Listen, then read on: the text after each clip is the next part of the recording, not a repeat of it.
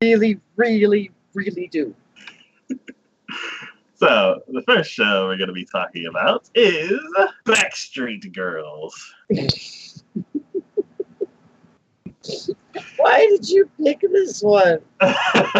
Was it just like morbid curiosity or like what? Exactly. Oh, I remember Backstreet Boys. I don't think that has anything to do with any of this. Just gonna throw that out there. Yeah, I'm like, okay, well, what is Japan gonna do with Backstreet Girls? Ruin everything as it only anime can do. So the synopsis goes: a group of 3 yakuza failed their boss for the last time. After messing up an important job, the boss gave them 2 choices: honorably committing suicide, or go to Thailand to get a sex reassignment surgery in order to become female idols. After a gruesome, year-long training to become idols, they successfully debut with overwhelming popularity, much to their dismay. This is where the tragedy truly begins. I just said, just kill me. Let's just go with the honorable. Let's just do it. I don't know. I would be so just miserable. I mean, I don't know. It just seems so weird. I don't even have words to describe this. This is way darker than I thought it was gonna be. Wait, did you not read the setup? Well, wait, no, it is you, so you probably didn't read the setup for it. Nope, and it didn't have a trailer, so I wasn't gonna do that. But at the end of the last episode, you were like, Backstreet Girls, what is this? And I was like, right, that thing. Yeah, you should have taken that as I need to avoid this. Yeah, I don't even. I would say what the hell Japan, but it's Japan and it's anime and that happens all too often. But still, I'm still, time and time again, I still find something that makes me go, what the hell, Japan? Why? Why do we need this? Why do we have this? Oh, I don't even know. Words fail me on this. And there are 312 people who are planning on watching this. 312 people. Oh my goodness. I would be 313 because I haven't clicked that thing. It kind of worries me just a tiny bit when the genres for this are comedy, which I get that, and ecchi. Worries me slightly. That worries me slightly. Yeah. But it's done by JC Staff, and I like JC Staff stuff. Yeah, but it still worries me. So, yeah, I think this was purely out of the name. Good luck. That's all I have to say about that. Good luck. Yeah. So the next show we're going to be talking about. Mind you, real quick, these are the same people who do Food Wars. JC Staff does Food Wars, and that's what. Oh. Yeah.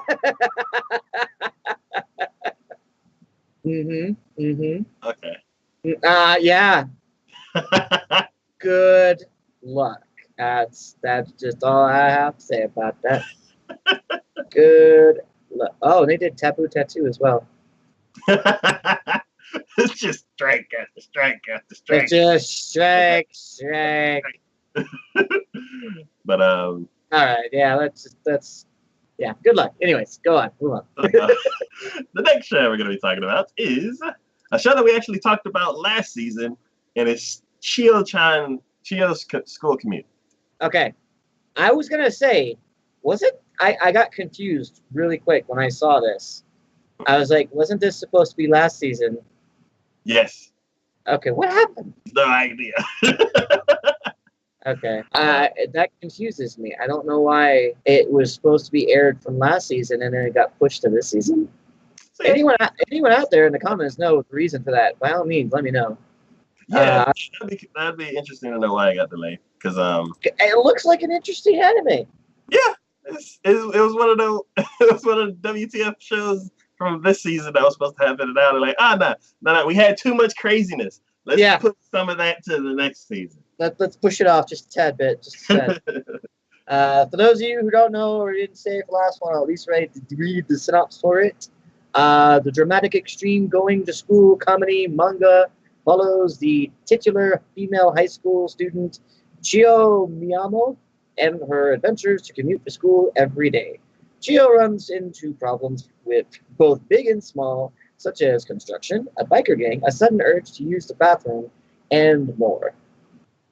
Those of you who have not watched the trailer for this, watch the trailer for this, because it reminds me so much of Excel Saga. Yeah. Because it's just pure randomness and just like intense gunfights for no reason and killings and then going to school and it's like, what that? Why? But it still looks funny, so I want to watch it. Yeah. And some of you out there might be thinking, I don't get it. The title looks like a regular high school thing. The synopsis looks like just something regular. No, go watch the trailer. Yeah, go watch a trailer.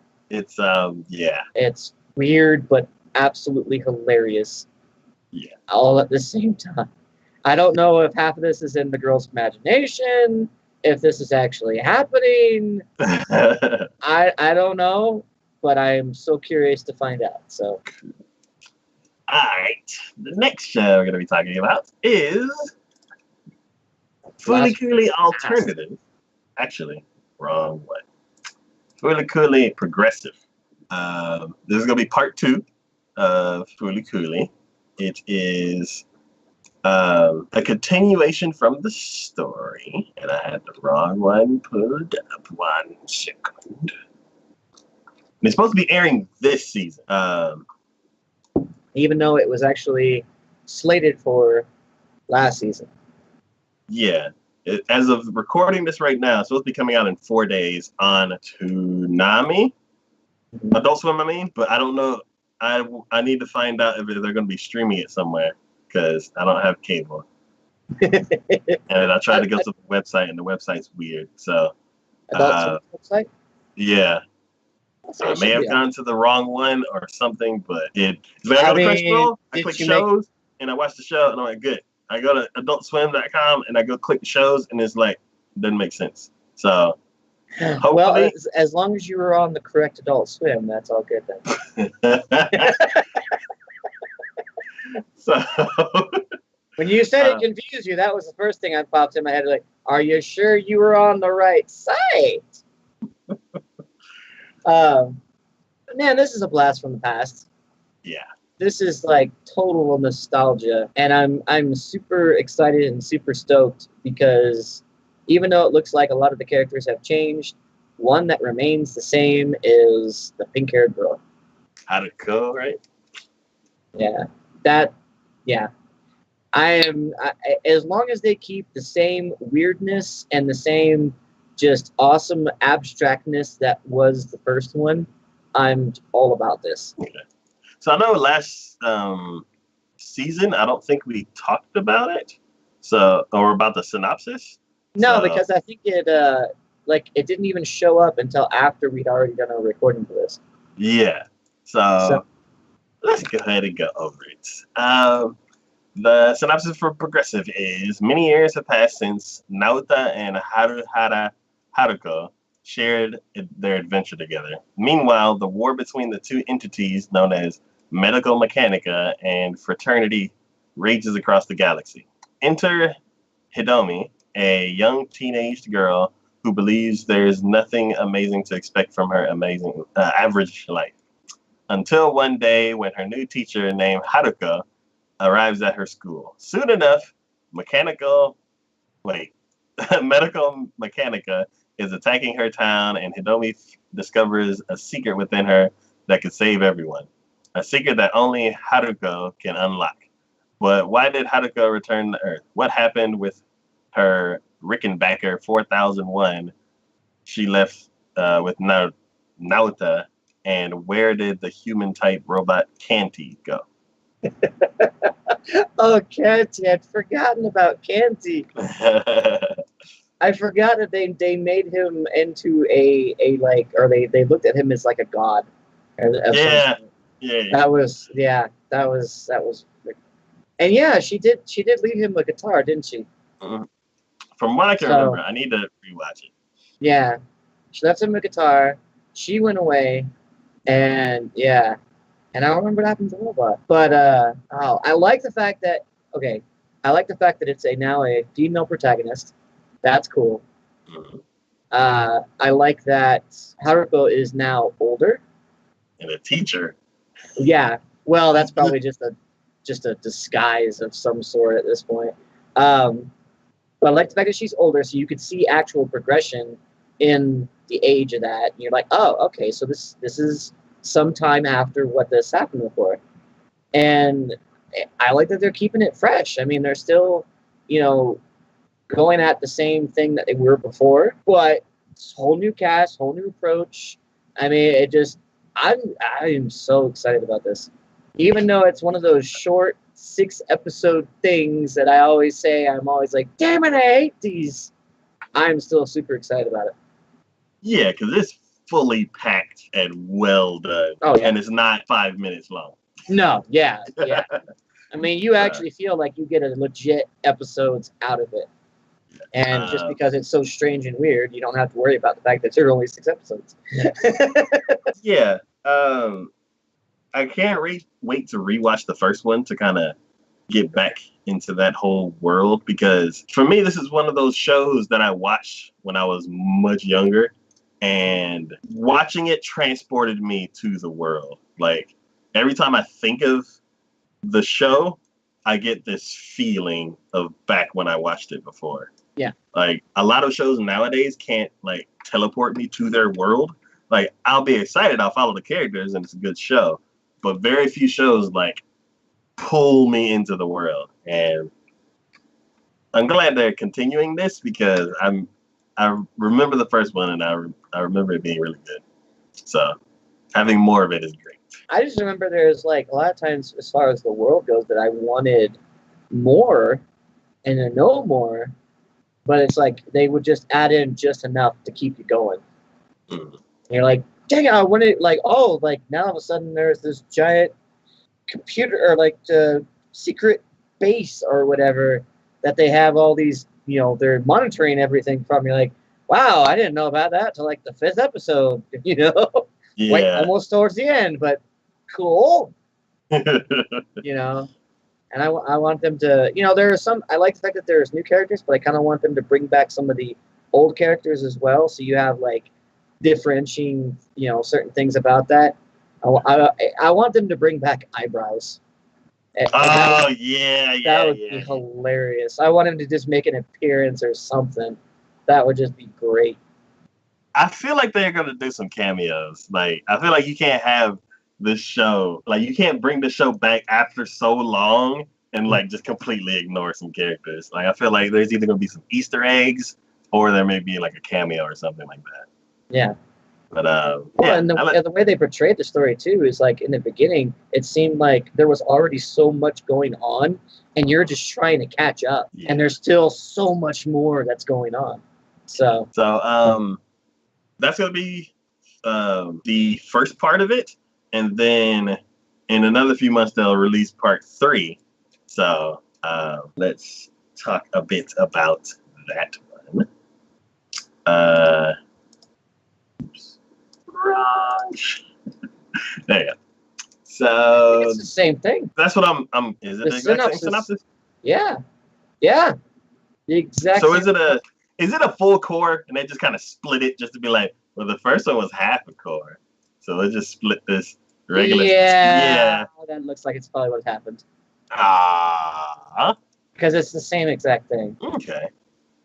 Where do you, from this synopsis, where do you think they're gonna split it? It's probably gonna split it like an integral moment. What I'm thinking is, I think they're gonna like slowly like put you back into the world and everything, and you'll be like, oh yeah, I remember this and that, and they're like, oh yeah, remember him, remember this, and they're like, okay, well now everybody's grown up a bit, and like she's a teacher and everything, and then you'll slowly get introduced to the main character, and not really much will happen in the first couple of episodes, and then she'll come across Haruka, and then things will start turning weird, and then the attack will happen, and then they'll be like, "See you in Fooly Cooly 3," and then See, 3 of I don't, considering what I remember and how I remember things going in the first one, I don't feel like that's how it's going to be. Okay.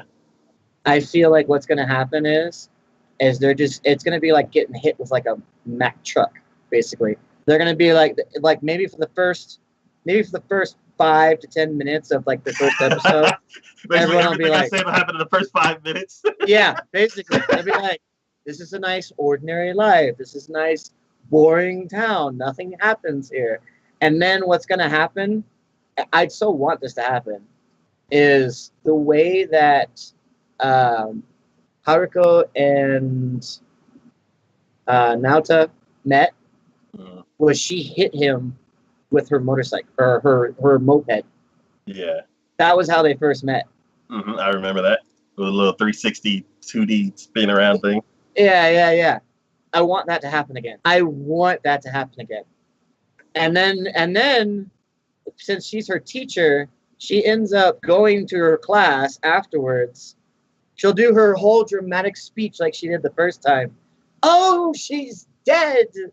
Oh, what a cruel world. You know, something in that regards. And then everything will be fine. She'll get up and she'll run off and won't expect to think they'll see her again. And then she goes to class and then finds she has a new teacher. And that's the teacher. Nice. And then we'll get like a little bit of back. Like they'll be like, oh, yeah, remember this? Oh, remember this? Maybe we might have someone else appear. And then all of a sudden it'll just go right into all the weirdness. Like by episode 2, I think we're already going to be into the weirdness. Okay. Oh, people are attacking. Oh, she has something growing out of her head. Oh, here's the robot by like episode 3 or something. And then she has her own robot or something. I don't know. There's just so much crazy. It's the point of Furikuri is it's random. It's crazy. It's weird. Just you know? Walls. Yeah, it does things you don't expect. So I'm totally just thinking like, yeah, it's gonna go off the chain like right from the get-go. Okay. Yeah, that'll be more true to what the series is, especially because it's 6 episodes. They're like, nah, we can't waste 2 episodes introducing stuff. Nah, you get 5 minutes. Just catch up real fast. Okay. Here's a little nostalgia. Now here we go. Okay. Yeah, I look forward to it. I hope so. My question is, where can it be streamed? Because from when I looked at it, Crunchyroll was talking about it a lot. And for them to do a bunch of posts about it, I don't think it would be a show that they don't have. I don't know.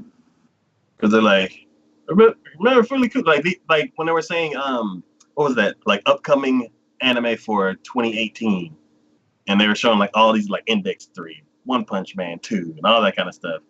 All of that should be coming to them, I would think, but maybe not. I don't know.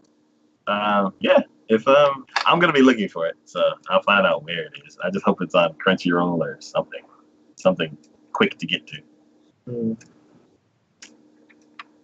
But the next show we're gonna be talking about is Free Dive to the Future. Oh, you. So there's no synopsis yet. But it says the official website announced that the free anime franchise will be getting a new TV anime series. So this show is done by Kyoto Animation. So you know that the animation will be gorgeous. It is a sports anime, which is one of my genres that I always check out. It's about swimming, which is not something that's you don't really see a lot of swimming anime. The only reason, like, you'd see it nowadays because Free started it. And there's been a bunch of, like, diving anime. Like, there's one called Dive, which was kind of boring. I didn't like any of the characters, so I didn't stick with it. There's always swimming in school anime. Like, there's always, like, an episode at the beach or an episode at the pool, something like that. So what you're saying is that Free brought about since we're talking about pools and swimming and such, Free brought about Kaijo then, right? It's, you know what? I wouldn't be surprised because it's a water sport. But yeah, I think it's like what I think happened is like Free was like, we're gonna do a bunch of competitive swimming anime, and then boom, boom, got a couple movies, got a couple series, and we're like, yes, we are done. Then somebody was like, I'm gonna make a diving anime, and it was terrible. And Free's like, we could do that better. So I think this Free is gonna be about diving, which is really cool because I want to see a diving anime, but I want to see one that's better than Dive. So if this is a diving anime, I'm like, yes.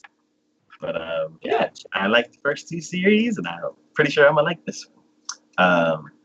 I think in every series, like, there's the main characters from the first one, and the second one they introduce some new people. So I'm curious who else they're gonna introduce, if they're gonna introduce any new things.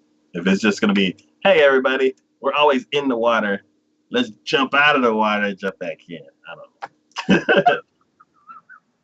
That was a wonderful synopsis of that. That's totally on board. Hey everyone, jump out of the water and then jump back in. Oh goodness. I am excited. The next show we're going to be talking about is Hanebado, the badminton play of Ayano Hanasaki. This is another sports anime. Again, it is about badminton. And before, whenever I thought of badminton, I always thought of the choo. And you run over here and choo. But then I saw like the competitive, like real deal badminton. And they're just like, thwack, thwack, thwack. Just, I'm like, do they do that? What is that? That famous tennis? The girls, the two women. Like every time they hit the ball, you're like, oh my god, are you okay? I don't think. Okay. But I mean, it's anime. Yeah. Exactly. We're gonna DBZ this badminton up in here. But the trailer was crazy, so I am definitely looking forward to seeing it. It's just, I don't know. It's like it's a sports anime, and then I watched the trailer, and they're just like pow, pow, pow, pow, pow, all over the place. I'm like, okay, I'm watching this definitely. The story for this is Tachibana Kentaro is a high school badminton coach who has a lot more enthusiasm than some of the other members of his very small team. One day, he meets the quiet voice student Hanasaki Ayano, who is effortlessly physically capable and experienced in badminton. He tries to recruit her, but she seems to have no interest in the sport at all. Due to a series of circumstances, she eventually ends up joining the team. Coach Tachibana is determined that with her on board, they'll be champions. Okay. Watching the trailer for this, I should watch the ones I know you're probably going to watch anyways, just because I come across the sports one. I'm like, yep, that's Big D's. Mm-hmm, yep, there he is. But I can see why. Like, even without it being sport, just watching the trailer, because who did this one? Really Films? What have they done? Because I'm about to say, that animation is, like, really good. Yeah, so they've done... they did this other Berserk.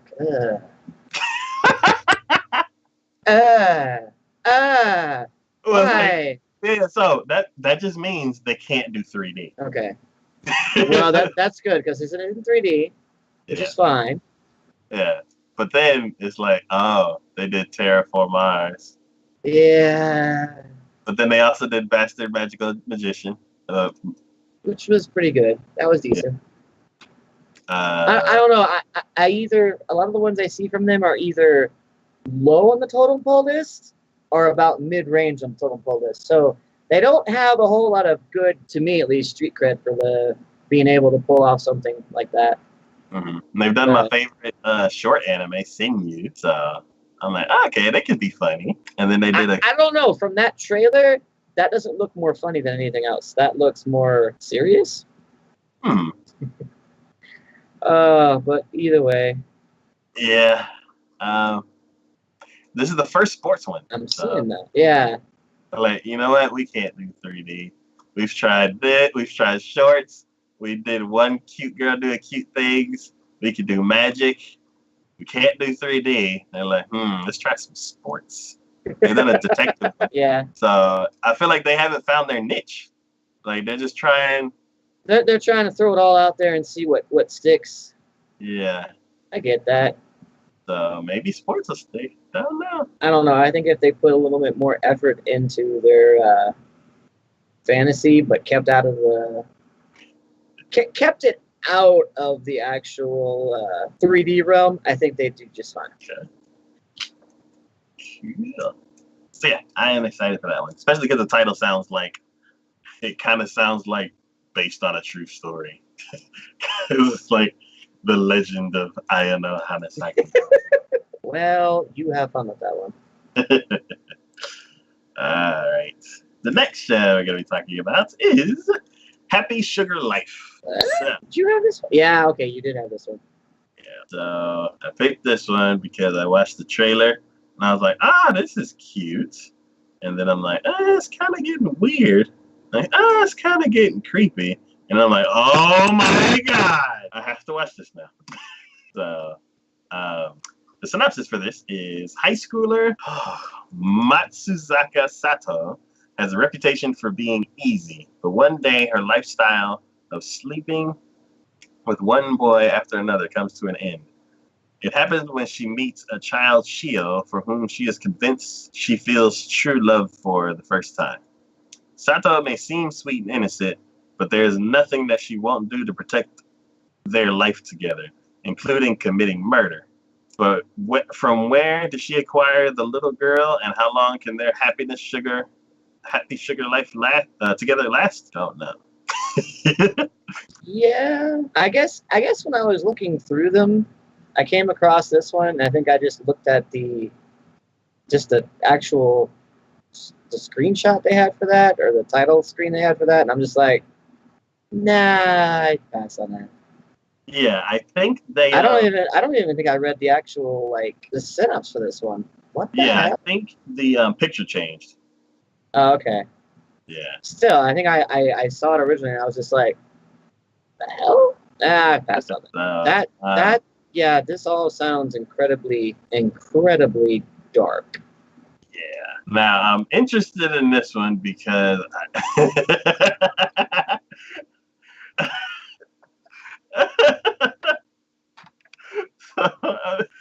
expressions are so funny. I mean, so there's this bag with something in it, and I'm like, I think that's a person, or what used to be a person, or what's left of a person. At one point, she does have a bloody cleaver, so yeah, that's probably. Oh, there's two bags, by the way. There's not just one. There's two. Yeah. So. I mean, I don't know if she could not fit it all in one bag, or if there was more than one person. I've never really quantified what it's like to, a chopped up person in the bag. So you know that quote that's like, "What's in the bag?" When I saw that bag, that's "What's in the bag?" is all I could think of. She's got those what do you call them, the yandere eyes. Yeah. That, I'm about to go psychotic on you in about 3 seconds eyes. Yeah. It's too late eyes. Yeah. It's far too late. You done messed up now. You can't even run away from this at this point. Yeah. So from this current season, there's a show that's too dark for me. And I kind of want something that's dark, but not as dark as Nako's show goes. It's dark. It's just not quite that dark. Yeah.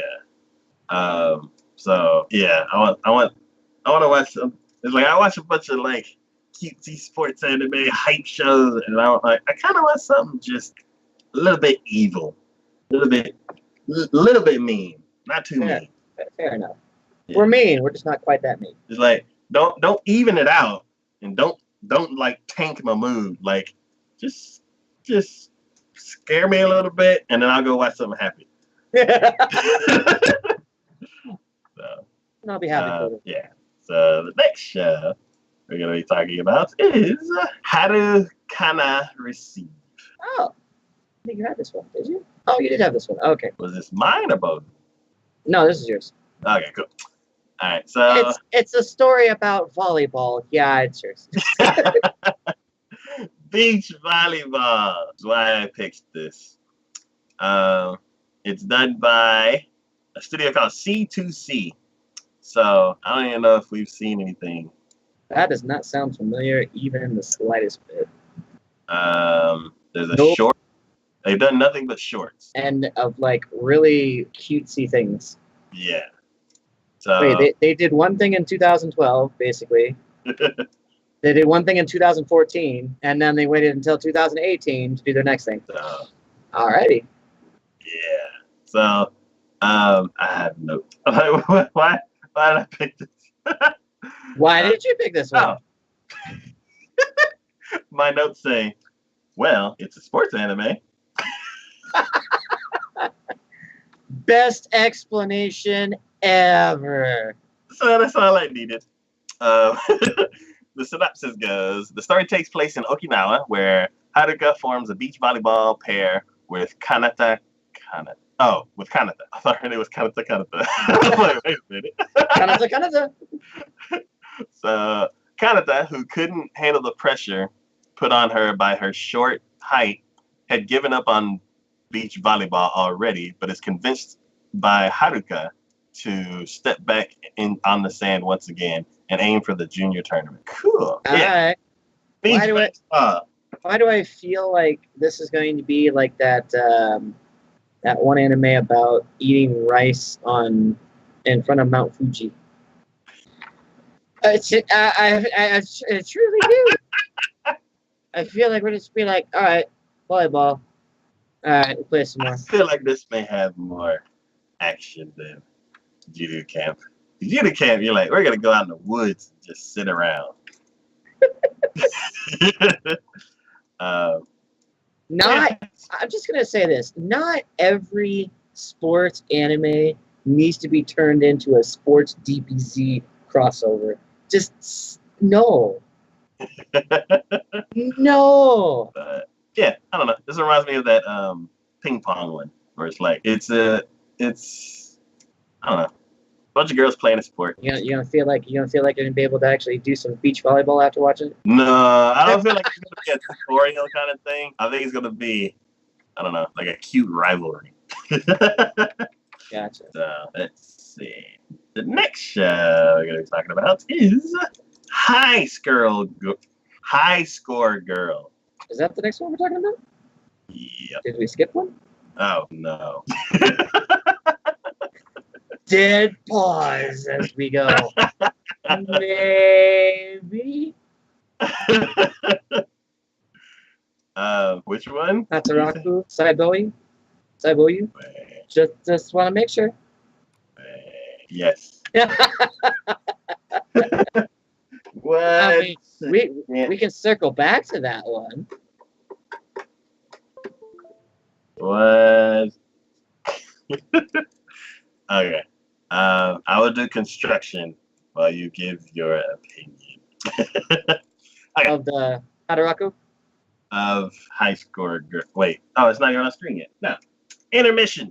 I thought I already put that on. You say nothing. You say nothing. All right. Yeah. Hataraku. Actually, this is yours, right? Hataraku? Yeah. Okay. Go ahead and go into the synopsis. Okay, dokie. The synopsis of Hataraku Saiboyu is the average human body contains about 60 trillion cells, and each of them has work to do. But when you get injured, viruses or bacteria invade. or when an allergic reaction flares up, everyone from the silent but deadly white blood cells to the brainiest neurons has to work together to get through the crisis. This just seemed very interesting. Like Osmosis Jones. Kind of. Except anime form. So you got like your stereotypical anime looking characters. So like the white blood cells are that silent foreboding looking guy. Red blood cells are, the hyperactive trying to get there, do their job kind of thing, and then you have the freaking virus looking things look creepy as all get out. But this just looks hilarious. I mean, it's just like pure comedy. And to see something like this, because if they're portraying the human body as like a city that these cells live in, I think it's just funny because they can do anything with it and go anywhere with it. Osmosis Jones made it look like it was still inside a person's body because they had like cities that were also, but you could see like almost like an outer edge of like a human body and some of the parts of it kind of thing. Okay. But this just looks straight up like they're in a city that's being invaded by these like weird creatures. Okay. So I don't know. I thought it looked interesting. It's weird as all get out, but I'm like, you know what? I give it a shot. It definitely, there's some funniness that could be had. Okay. I'll definitely give it a shot.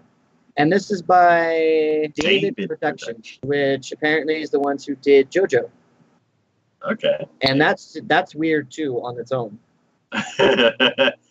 That stuff is weird, but it's weird in a good way. So did they do Bento also? Yeah, Bento picture drama. Yeah, I was back in they fight over 2011. Huh. But yeah, no, they've done some interesting things. So I don't know. I'm mildly curious enough to be able to give it a shot and see what comes of it. I don't have much experience with their work, but I'll check it out too. Right. The next show we talk about is actually High School Girl. High Score Girl? Right. There's a difference in what you said there. Yes. So the trailer has so on the edge on this one. Yeah. See, I was so on the edge on this one. Yeah. I almost picked it, but I don't know. I almost didn't pick it.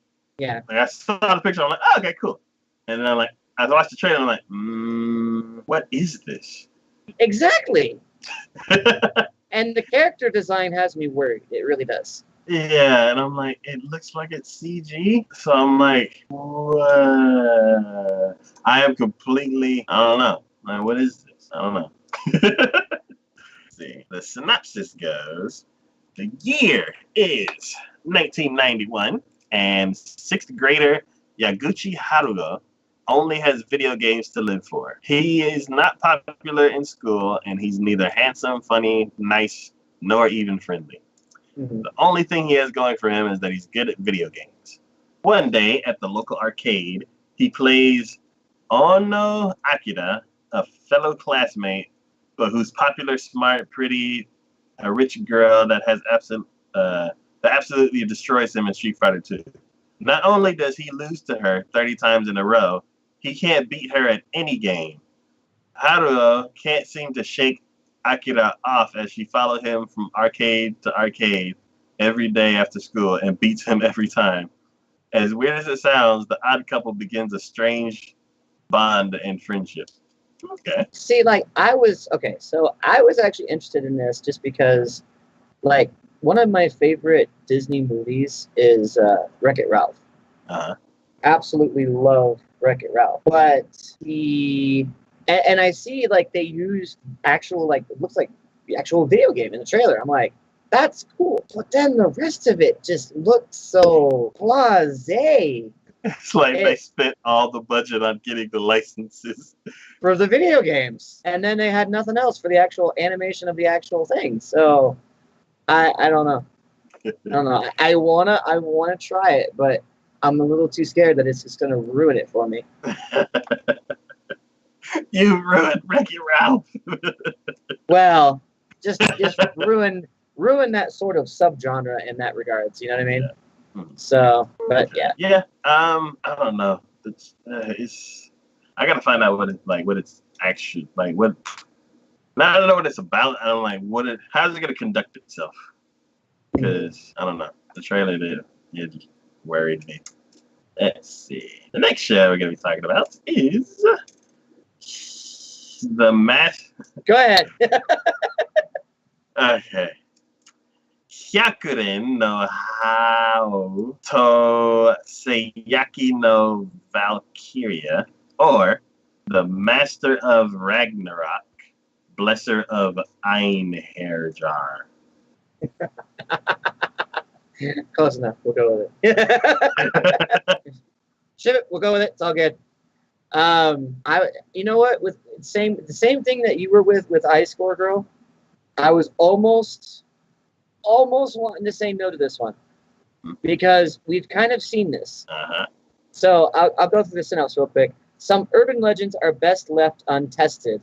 Yuto Soul gets more than he bargained for when he joins his childhood friends Mitsuki Shimoya and testing out an urban legend.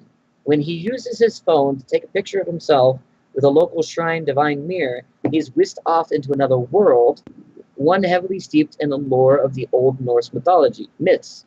Using his knowledge gained from school and from his solar-powered smartphone, he has the chance to bring the Wolf Clan, the same people who cared for him, to prominence, all while earning the adoration of a group of magic-wielding warrior maidens known as the Einherjar.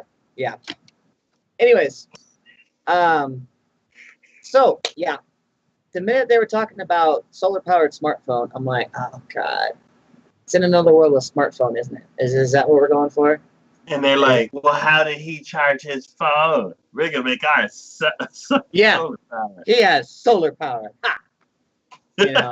So at first I was like, but it intrigues me because they're talking about Norse mythology. That does not get a lot of play in a lot of media. I mean, the biggest obvious name that we have about that is, you know, the Marvel hero universe with Thor and stuff like that. So, granted, the recent God of War. Yeah, and the recent God of War. But beyond that, not a whole lot. Not a whole lot going on with Norse mythology. And I want to see what they do with it. It intrigues me enough to go, I enjoy mythology, and I want to see if they're going to go really deep into it and actually have some meaning for it, or are we just using the names, you know? Yeah. Are we just going to be like, this is Odin? And you're like, that's not, no. I mean, you can change them and whatnot, or some things with them, but it's like, if he's not God of Thunder, if he's not, you know, have at least certain abilities, you know, Mjolnir and all this other stuff, that's not Thor. You know? I don't even care if you made Thor a woman, you know, because obviously he has the whole harem thing going for him. It's like, but I don't even care. I don't even care. But if you don't have, Odin, hey! Yeah, I'm like, no, no, that's wrong. You know, or Loki is you know, this sweet little innocent girl. I'm like, no, that's not Loki. You can make Loki into a female. I don't care. But he better have, or she better have the same personality that Loki has. God of mischief. Gonna make mess things up. You know, that's what happens. But anyways, so obviously looking at the screenshots for this, or looking at the what they have on any chart for this, obviously, yes, this is going to be a harem anime, because he's surrounded by ladies. I don't know. I think it'll have some interesting battles, and I think if he actually proves how smart he can be with the knowledge that he has about Norse mythology and the phone he can use that has solar power apparently, and still has a connection maybe to the internet for some strange reason, even though where he's at, then hey, I'm down for it. I think it could be interesting. Maybe he just downloaded a whole bunch of. Maybe he has a whole bunch of memory on his phone. He downloaded a whole bunch of, you know, maybe it was a history buff or something. I don't know. Okay. But either way, I think it could be interesting. I want to see where they go with it. And it's fantasy, kind of the same way with you with sports. Hmm. You know, you see sports, you're like, sports! I see fantasy, and I'm like, fantasy! So, gotta watch it, gotta have it, gotta see what's going on. So, I don't know. I think in general, I might be a little more picky about my fantasy than you are about your sports. But again, I guess maybe that's just because there's so few sports out there, but there's so much more fantasy out there. Hmm. So, I get that. But, anyways. Yeah, I will check out the first episode because I check out everything. And I'll see if I like the characters. If I do, I'll stick along with it. But yeah, fantasy is not one of my strong genres, so most likely I probably won't keep up with it now. Yeah, I don't know much about Norse mythology. Norse mythology?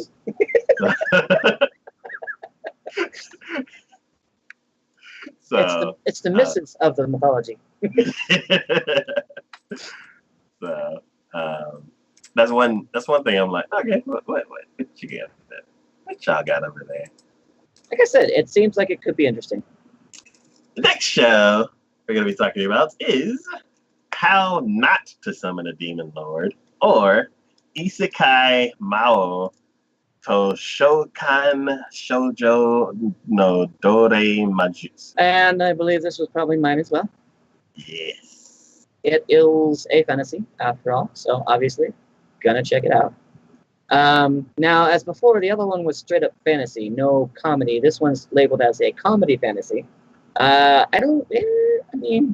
right, the synopsis for this one, in the MMORPG Cross Reverie, Takuma Sakamoto is so powerful that he is lauded as the Demon Lord by other players. One day, he is summoned to another world, but with the same parents he had in the game. There, he meets two girls who both proclaim themselves to be his summoner. They had performed an enslavement ritual to turn him into their summon. But that's when Takuma's passive ability, blank, because they don't say what it is, activated. Instead, it was the girls who had become enslaved.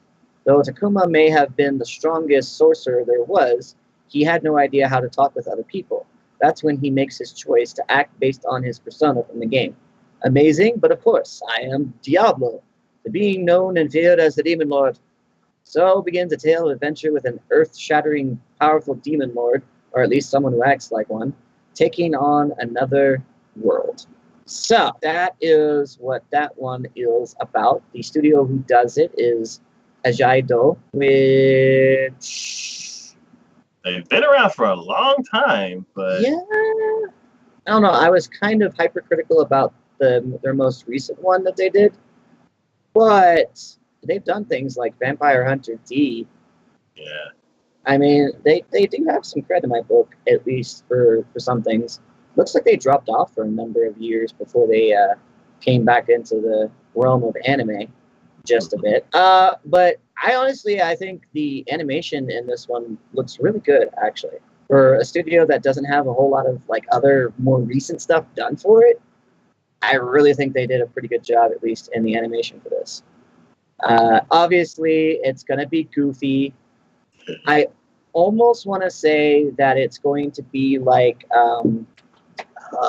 probably goofy in the same sense as, what was that one anime where the guy gets killed and the goddess sends him to another world? And then he takes the goddess with him. You know what I'm talking about? Yeah.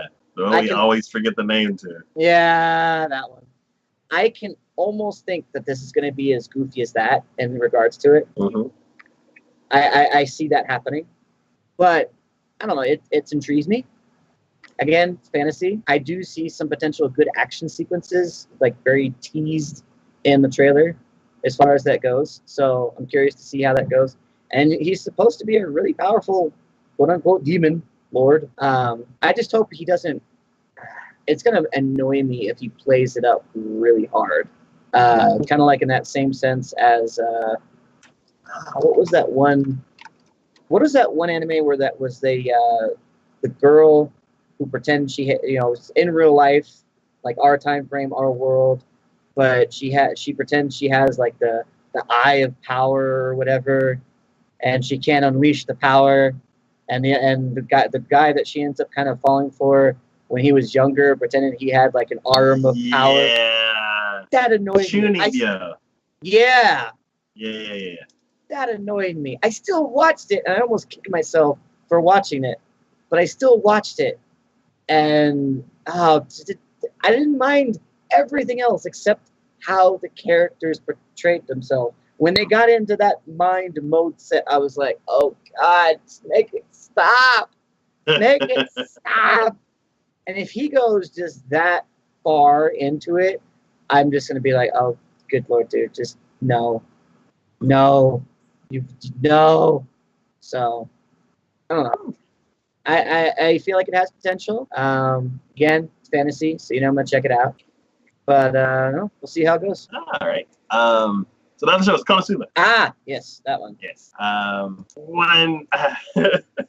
I have another issue. I need to see why the AC turned on. So I'll be right back. Okay. Wait.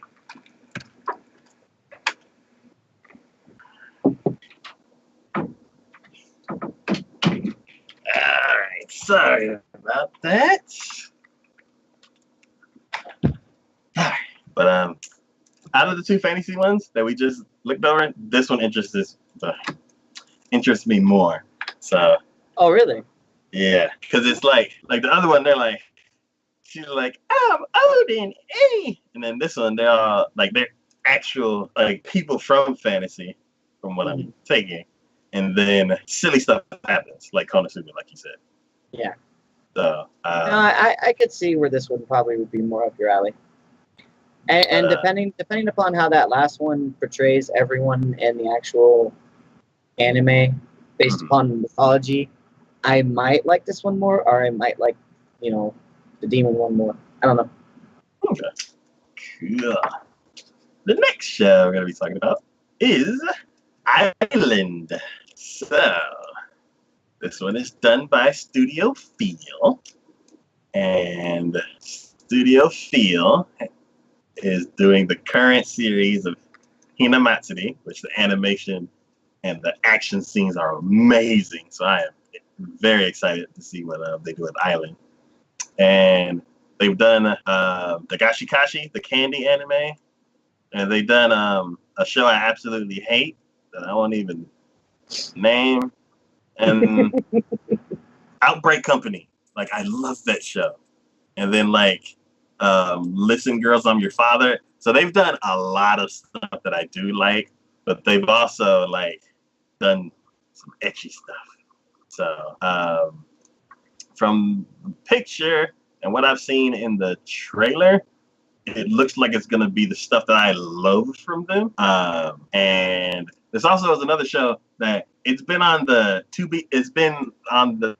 to be determined page of the Annie chart for like a couple years. Like they're like, oh, we're gonna make this an anime one day. And just left it on that page, and finally it's here. So I'm excited to see what they do with it because it's been like I keep seeing it all the time. But synopsis goes: Urashima, an island far from the mainland. What? Okay, that's just grammar. Okay.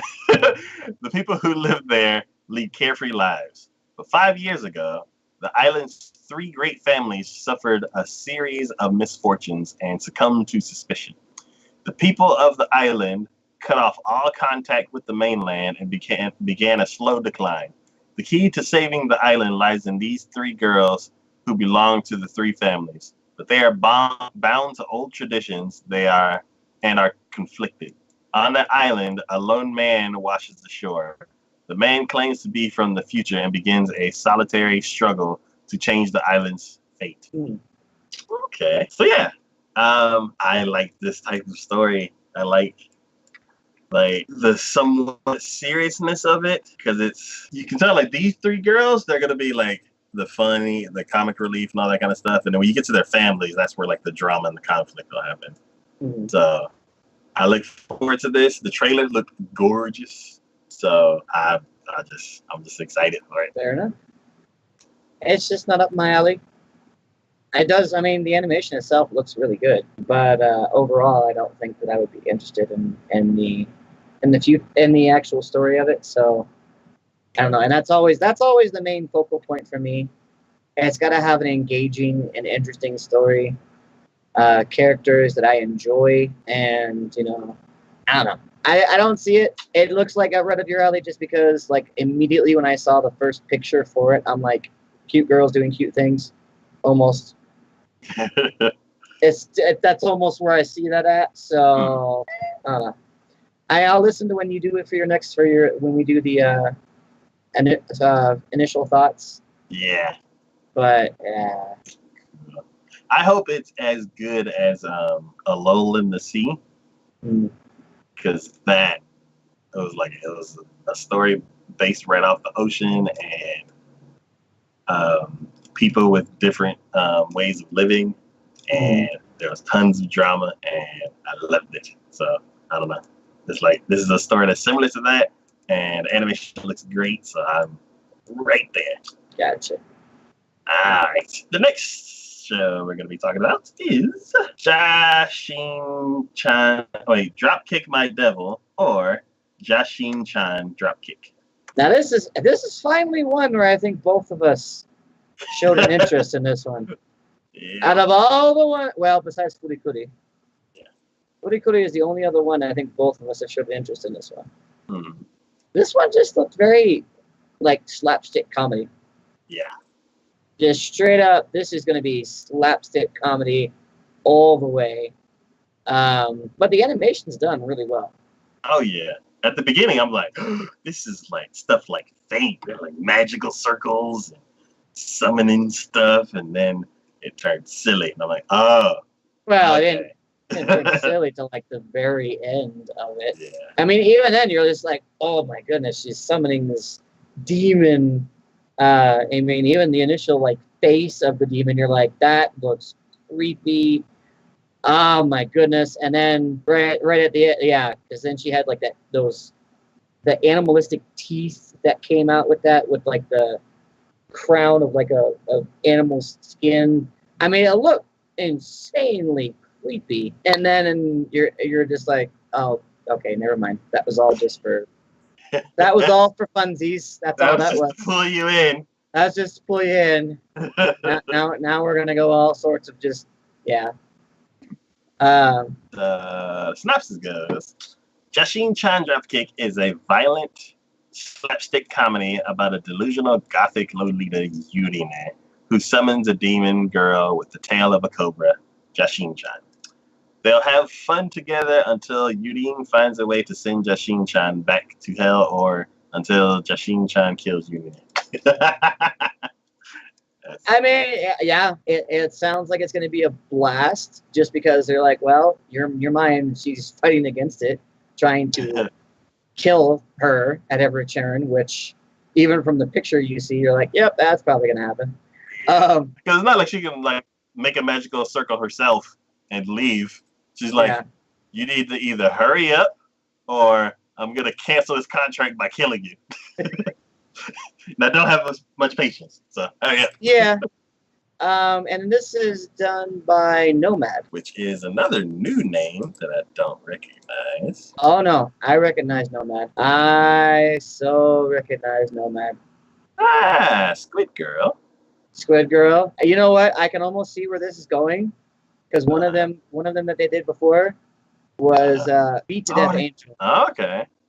The Bokusatsu Tenchi Dokoro-chan. Oh, no. Yeah. They're like, let's do that again. That was so classic. That was everything that everyone says anime is going to be in an anime. Just straight up. So, you know what? Yeah, no, I'm even, that was so ridiculous, but I am so more on board. But I mean, they've done things else like Rosin Maiden. That was awesome. The Yozakura Quartet, which was amazing. Now they've also done Camphor, which was a show. They did a really, really old show called Hime-sama Goyojin, which is just straight up slapstick. Okay. And I'm pretty sure that that's what this is going to be. This is just going to be straight up slapstick. Yeah, and this show fits well in their wheelhouse. They're well within their wheelhouse. Oh, they did Oran Host Club too. I didn't realize that. But no, I it's been a while since I've seen anything from them. I will say that it's been a while since there's been anything that I've been overly interested in watching with them. So I'm pretty hyped for that. I want to see where this goes. Okay. Cool. All right. The next show we're going to be talking about is Overlord Season 3. Yes. I'm a little surprised. Like, didn't we just get done with Overlord from last season? Yeah. And usually if they have a different core, they usually put it on to, if they're going to continue, they don't cut it. They don't say, oh, this is another core. Usually they're just like, oh, we're just going to continue on. But for some reason, they're saying that this is a completely different core. Yeah, so with Durarara, they split it up into 3 cores, and they did one season on, one season off, one season on, one season off. So, but this one just went straight through. We literally just finished Overlord Season 2 this season. This season or last season? Oh, that's right. No, you're right. You're right. There was the season before. I forget. Yeah. Because we're not currently watching it. Okay. No, you're right. You're right. So they're taking one season off. But still, I mean, which sounds like they're like, okay, well, we need time to animate the awesome. Let's throw out some lizards for a couple episodes. Give ourselves a break. Let's get some lizard filler going here. Yeah. So. And now they're like, all right, so we made a mistake there. Lizards was a bad idea. We went too hard into the lizards, so let's back it up just a tiny bit. We'll cut ourselves one short, and then we'll bring it back. Yeah. All right. Well, I guess I can see that. Okay. As long as we don't get another filler of lizards, I'm fine. I really hope they don't, because it's like the first episode that I saw, I was like, oh, some cool looking new people. Exactly. Crazy. And they're like, no. To have some good stuff going on here. We put the JV team out for a season and let them animate some lizards for y'all. And then we took all of our top people, and we're working on the awesome stuff. Just wait another season. We'll be back. I hope so. I hope that's what it is. I mean, it's Madhouse. Come on. Yeah, and it's weird because it's like the first season, amazing. The second season, from what I heard from you, I'm like, this isn't. It doesn't even seem like the same the same characters. They're doing some of the same stuff, but like, it's not living up to the first the series. And I'm like, I was kind of like, well, I guess I'm not gonna watch the second season since it was kind of a dud. But then I saw that season 3 was coming out, so I'm like, oh, okay, maybe it's a production management thing. So, but see, isn't Madhouse known for not doing sequels? Yeah, maybe this is why they're like, we can't do it. We can't think of anything else. All we got is lizards. That's all we got, people. Why? Just no lizards. Take the lizards, please. Yeah, because I'm like, they're supposed to be doing One Punch Man 2. Well, they're like, not. If they were to pick a second season, they should have done that one. No, I agree. Well, if they'd have done Overlord correctly, now that but see, they're not doing One Punch Man 2. They actually, another company picked it up. Mm-hmm. JC. JC, which I'm okay with because I still like JC. But now after seeing what they can do when they get another season of the same show under their belt, I'm a little worried about that. Be like, my house, nah. Let's give this to JC also. Basically, they're like, no. You're good. You started it. That's good.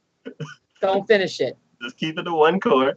Just keep it to one core for you, and you're fine. Go the Dead, awesome. Overlord Season 1, awesome. One Punch Man, the best thing since sliced bread. Okay, just keep it one core. Keep it to one. One and done. One and done. That's all you need. One and done. But yeah.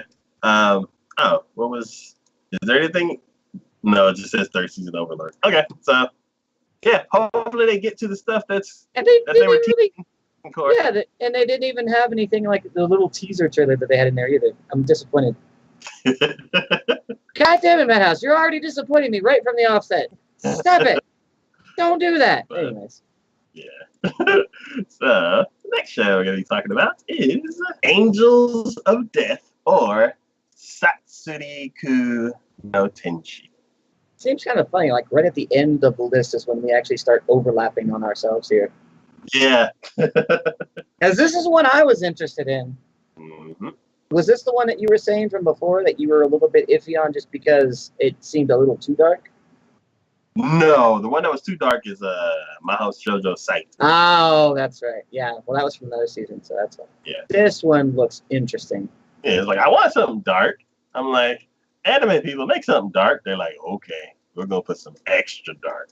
Wait, because okay, this is Jason. Oh, I was about to say, because like I remember when I watched this, I looked at the animation for this, and I was like, this reminds me of something, but I don't know what. Mm-hmm. Like even looking at like when you look at the trailer, that screenshot that they have from the opening on that trailer, where you see the two of them standing in the elevator, like the colorization, the way it's kind of dulled a little bit like that. I'm like, this reminds me of something, but I don't remember what. And I was like, oh, maybe I'll look to see who did. And like, oh, it's JC staff. God damn it, they've done too much. I'm not gonna remember what the hell is this colorization reminds me of, but it reminds me of something. The Chrono Crusade? Is it? Maybe. Because I remember that one. Throwing out an older kind of dark vampire-ish kind of show. Well, it's definitely not a vampire-ish. But anyways, you want to do the synopsis on this one, or you want me to? Oops, I closed it. You can do it. I gotta find it again. Cool. So 13-year-old Rachel awakens to find herself trapped in the basement of an abandoned building. Without any memories or even a clue as to where she could be, she wanders the building, lost and dizzy. In her search, she comes across a man covered in bandages. He introduces himself as Zach, and he wields a Grim Reaper-like sickle. A strange bond is struck between them, strengthened by strange, crazy promises. These two, trapped in this strange building, don't know why fate has placed them there, but they will work together desperately to find a way out. I feel like that synopsis, they're purposefully and in a bad way, purposefully like we can't tell them this. We can't tell them this. It'll give away too much. We can't tell them this. We can't. So like, just name everything strange. So strange bond, strange building, strange circumstances, strange. Just nothing else. Just tell them it's strange, so they don't know what to expect. But I mean, okay. First off, again, this is done by JC staff, and the animation I think looks pretty awesome. Of course, it's JC staff, so it's gonna be. But like, oh, just the effects that they have when he hits the dude and you see blood coming out. I'm just like, the blood splatters look realistic and really cool looking. And I like this idea of this type of bond between them, though I don't know how it's going to come across. But he looks awesome and creepy at the same time. Two things I'm not even sure I'd even say at the same time, but the fact that he's covered in bandages, and sometimes when he smiles, you just see this just evil, devilishly looking smile on him. And I'm quite curious how he got that weapon of his. So all that, freaking awesome. And just that picture that they have of the two of them standing in that elevator with him with scythe over his back kind of thing. I'm just like, that's just, it's intriguing. It's funny looking kind of. And the dichotomy between the two of them, I'm sure, is going to be hilarious in some sense. But this is labeled as a horror, thriller, adventure, and psychological. So I'm pretty sure some stuff's going to go down.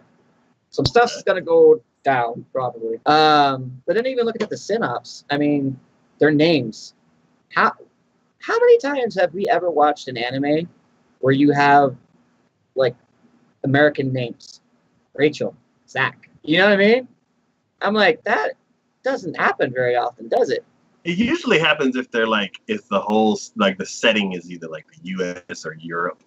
Yeah. But then if it's in Europe, they were like, oh, Daniel von Braunstein. Yeah. Some weird name.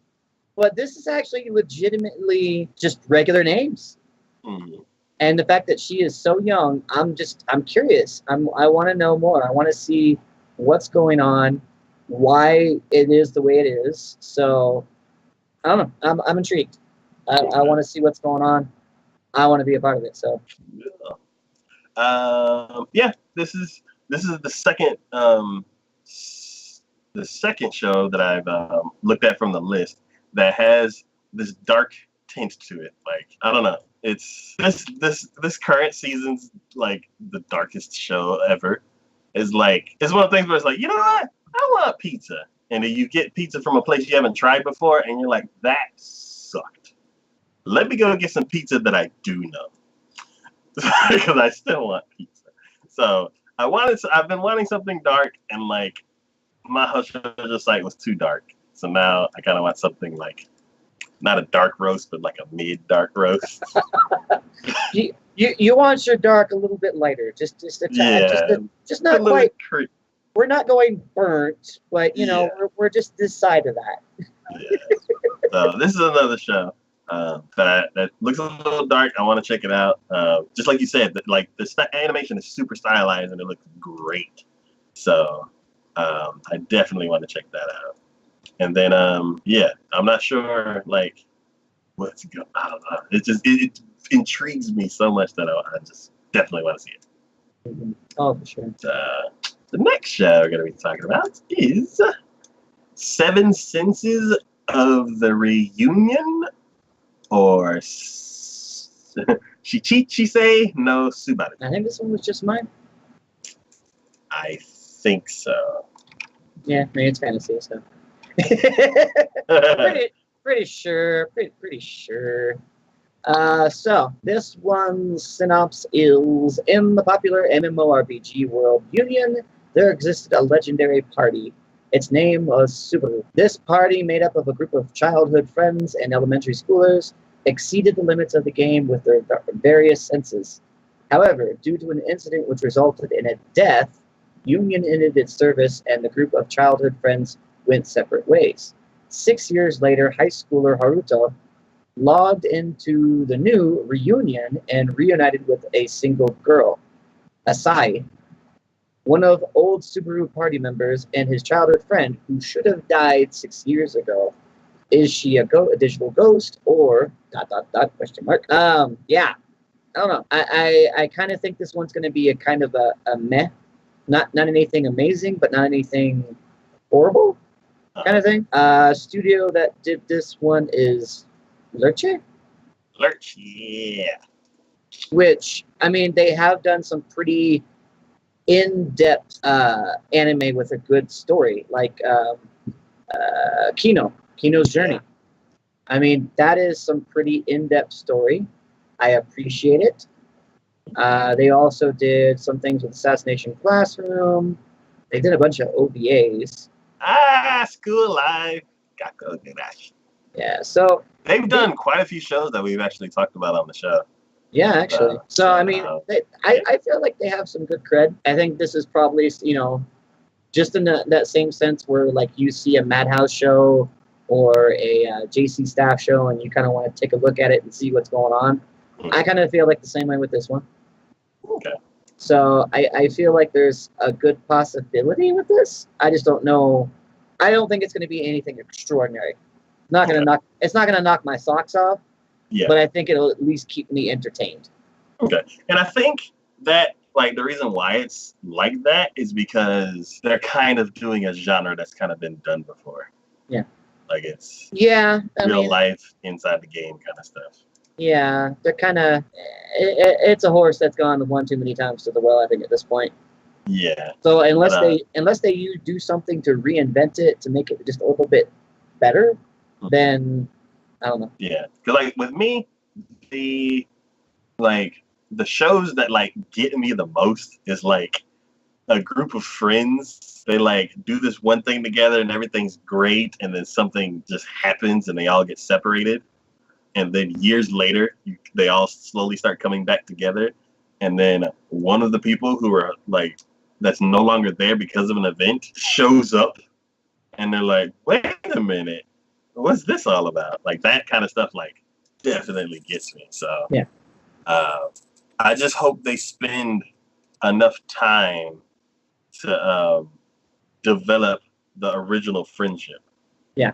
To where I actually care about everybody. And then bring me down with the event, slowly bring me back up by getting everybody back together, and then surprise me with, wait, she's not supposed to be here. Yeah. So there's definitely a formula that it needs to be done by, and a definite way they need to do it. But I think if even if they're sticking to that formula and they do a good job of sticking to that formula, if they don't do something to at least put a twist in there to reinvent it, at least in a little bit of a way, then it's going to be a meh. It's going to be a meh because it's not going to be anything amazing, but it's not going to be affordable. So yeah, they like a lot of times we say it's all about the characters, and like for this show, it rides on that girl being important enough for me to care about. Exactly. Because if I don't have enough time to care about her, and then she shows back up, and I'm like, well, that's weird. Yeah. Y'all go figure that out. Yeah. But yeah, studio that we like a lot of stuff from. Let's see how well they handle this. All right, the next show, and I guess the hypest one of the season. Yeah, I'd say probably the biggest. Will be Attack on Titan season 3. I'm caught up. Yay! Hey, Vicky's caught up. Yay! Oh my god! When I was prepping for the show, I watched the trailer and I saw somebody, because that's a brand new character, like the very first person that they show, right? Yeah, I was like, ooh, I can't watch this. They haven't introduced him yet. And then I go and watch the whole thing, and I go and watch back, and I'm like, I still don't know who that is. Well, I spent all that time, enjoyed myself, but I'm still lost. So there is so much that I was curious about for this. So now, I'm a little curious. It's been a while since I've watched the. I did watch everything from 4. The animation, did they change it? Like, not when they're just standing still. Everyone looks the same when they're just standing still, but like when they're like moving, like with the their line, their packs or whatever, and then ODM gear. Yeah, the ODM gear, or like when there's like some quick cinematic looking movie moments kind of thing. Mm-hmm. It almost looks like the animation changes, doesn't it? So I know when the very first season came out, and everybody was like losing their mind on how like different it was, because there wasn't an anime that like moved like that, where you're like flying in between buildings and like flying through the air and stuff like that. And it's like the only one where characters moved like that was Naruto, where you were like jumping through trees. But then that's just like an image of a tree just going, woo, woo, woo. The characters are like, woo, woo, woo. So with this one, it's a lot of CG. Okay. Like CG cameras and everything set up with 2D animation on top of it. Yeah, I was about to say, it's not CG when they're walking, when they're moving. The CG really shines and puts it through there. Like that scene, and at about 15 seconds in on that video, where they're swinging through, that's some major CG, right? Let's see. I know that it's also one of the things where it's like they're fine tuning this animation style, because it's like it looks totally different than what I've ever seen them do before. It's about 14, 15 seconds in. Okay, so right before they hit the ground, like all that movement and everything, that all looks like just their whole ODM gear zipping around and everything. Mm-hmm.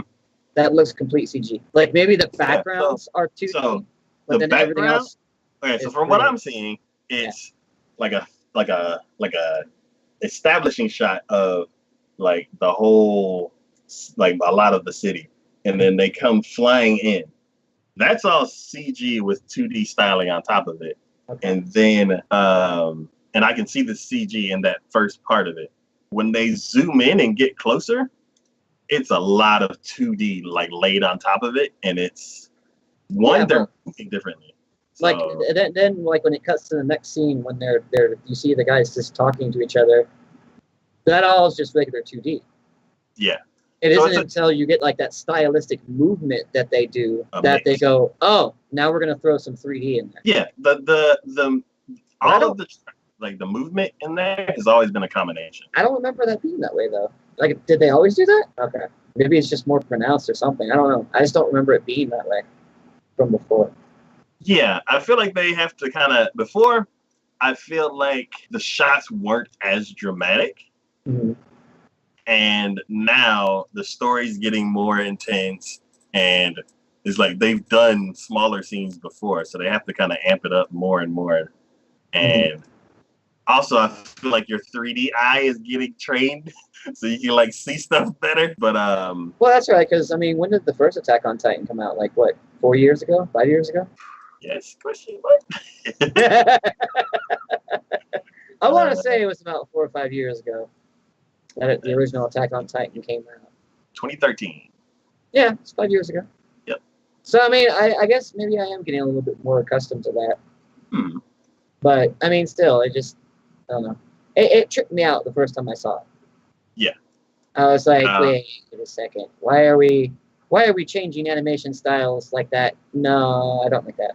Yeah. To me, since I just like this last week, I've been watching everything, and then even like yesterday, I finished it all up. So it seems par for the course for me. One thing that I did notice that I'm like very excited about is and now that I'm thinking about it, I think I know where it comes from. So you notice that everybody's not like they're using different type of gear to move around. Yeah.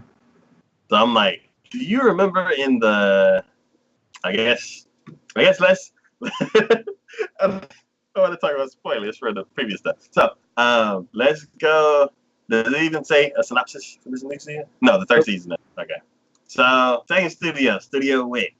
Same series, Attack on Titan. One of the hypest shows before One Punch Man came out. This is 5 years in the making. They still haven't gone to the basement. Go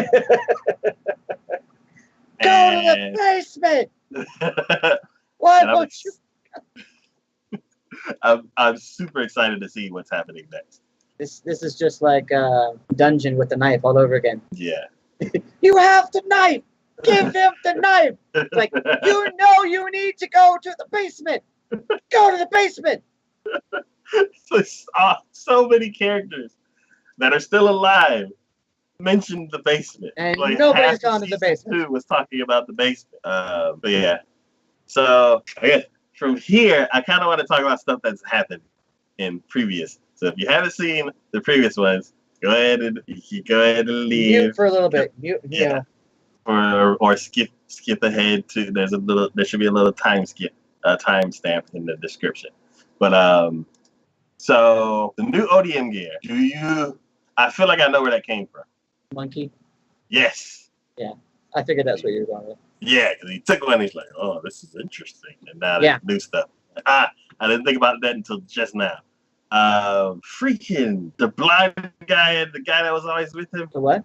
The Armor Titan and the Colossal Titan. Yeah. And they're with What's-Her-Face, and they're heading back to the homeland. I'm like, I just finished the show, so I'm like, I gotta wait. You know what kind of interesting about that though too is that when they finally escape from the Titans that Eren calls on them, it's interesting because when they're saying they're safe and they're resting and they're kind of talking with each other for a little bit, they're on another wall. Yeah. And then at the end of the whole thing, when you see the Monkey Titan and someone else, who I'm not gonna say, you see someone else on him, they're on a wall too. Yeah. That's not The wall that we know about, though, that's a different wall. Oh. Because when they pan the shot, they go from where we know where all the humans are at across the way far away. And mind you, the scouts that Aaron and them are part of, they haven't been able to go that far just because they can't go that far because of the Titans. So what if there is another civilization way far away from them that they don't know about but knows about them? That would make a lot of sense because... And now this whole civilization over there are ones that have learned about being able to become Titans. That... Like, so how you say that they haven't gone that far? In the very first episode, there are some people coming back from the outside, like the very... But they didn't go that far. Yeah, and it's like, they're like, oh, they didn't learn anything again. Is that the same scout team that Irwin's in charge of? Yeah, pretty sure. So they didn't learn anything from the outside, the furthest wall. They only started learning stuff from the whole invasion and all that kind of stuff that's been happening. Yeah. So that's cool. Yeah. And what they've already made the assumption saying that people are turning into Titans. Yeah. Now, there are people who learn how to control that and can do it by their own will. Yeah. And there are people who can't.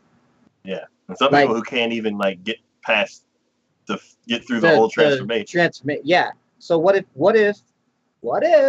this is what's going on? Where Aaron's at, that is the last vestige of actual humanity. These are people who have yet gotten to that point where they will turn. But they're starting to.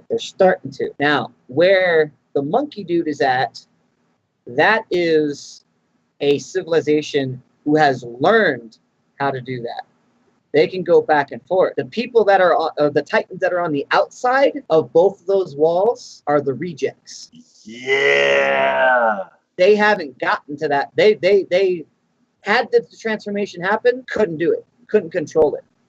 So now they're just straight up Titan. That's it. Until, or even if they have the power to, something changes them back. Like, what's her name? Yeah. She could change back before. Yeah. She eventually ended up doing it. So it's like those guys are up there. Like, so you can almost think of it as in stages. Yeah. First stage, human. Second stage, Titan. Third stage, and in between, and go back and forth. Yeah. Almost like process of evolution. That is crazy. Haven't read the manga. Don't know anything else. If this ends up being true, I knew nothing about this prior. I'm just going based upon what clues they have given us and where we are at. Because think about it this way too: the walls have Titans in them. Yes. How did they get there? And that's a lot of them. How did they get there? People that were in the middle of a transformation. They sealed them away before they fully transformed. We don't know how quickly that happens. It could happen like where you start seeing signs that something's wrong. And if you know what those signs are, what if they just got thrown into the walls? Like they get chained up before they become Titans and they get sealed away. So in the middle of the transformation, they turn into a Titan, can't do anything, and then the darkness, because they're sealed away, makes it to where their Titan forms don't work. Because we already know at night when there's no light, they don't run, they don't move, they can't. No, they can't. Well, remember what happened at that castle? They started attacking. That's because there was moonlight. There was still some form of light. But when they're completely sealed away, so they don't even know that moonlight counts as light. Yeah. Okay. It's because remember what happened when they were at the camp, when they had captured two of them, they put a tent around them, completely sealing away all light. There's no light. Okay. They didn't have candlelight, torchlight, nothing. And it completely shut them down. So what happens when they get put in the wall? They're completely sealed off from light. So the transformation hit them. They became Titans, but they can't do anything. Now their body's shut down. And they go into like hibernation. There was this one suggestion that they're probably going to make a mission for if they haven't already done, is Aaron plugging up the hole. Mm-hmm.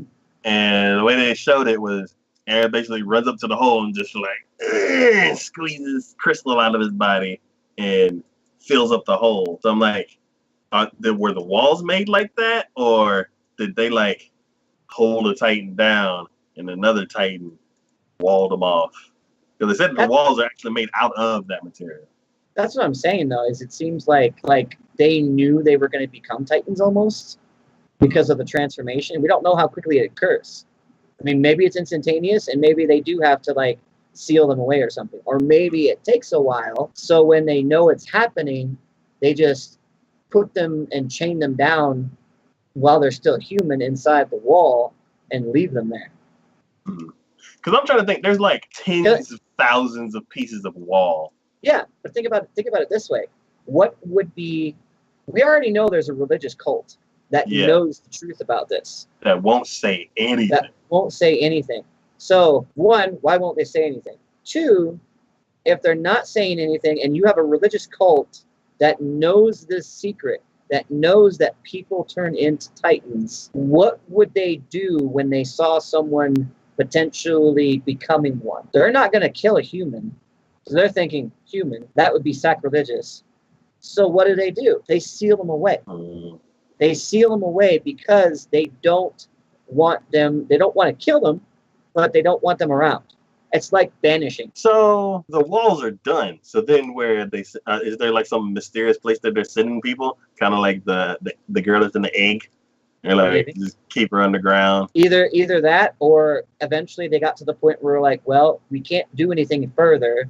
So now we just need to send them. We just need to kick them outside the wall.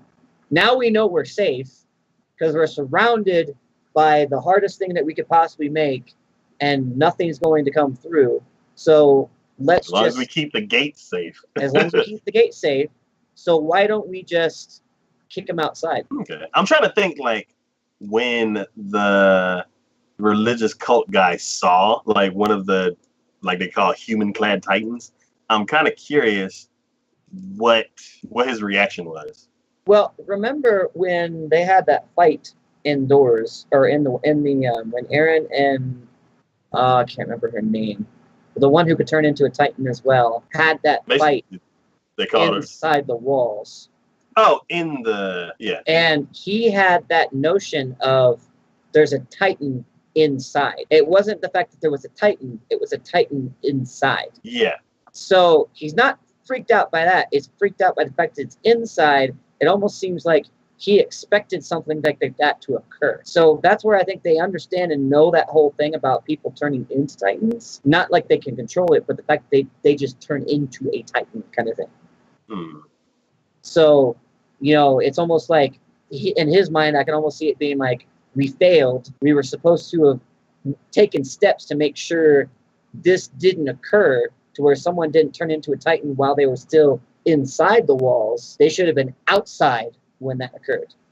Okay. That almost kind of makes sense to me. I don't know. Again, I could be completely off. I don't know. Just blustering about it. But it kind of makes sense in its own way. Yeah, I can't wait. So, well, and then taking into account the fact that Aaron can control the Titans now.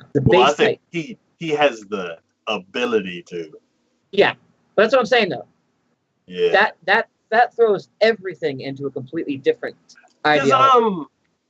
What's his name? Said, I keep wanting to call him Mr. Brown, but that's from Steins Gate. The blind guy. Mm-hmm. The armored Titan. Okay. So he was really, really jealous about Aaron getting that special ability. I don't think he was necessarily jealous. It seemed like he was concerned that it fell upon him and the implications of what he could do with it. Yeah, because he's like, out of all the people to get it, it's like, you got it. Yeah. Because he understands Aaron has a just complete one set mind on, I want to kill all Titans. And the one person who wants to kill all Titans now has control to be able to give them orders and have them do things. I mean, every time they start a mission, he's like, okay, Aaron, Now, what I need you to do is to listen to us and not make rash decisions Just and because you mess see up it, the mission and get people killed. And he's like, yes, sir. And then as soon as he gets the mission, he gets all emotional, makes rash decisions, ruins the mission, and gets people killed.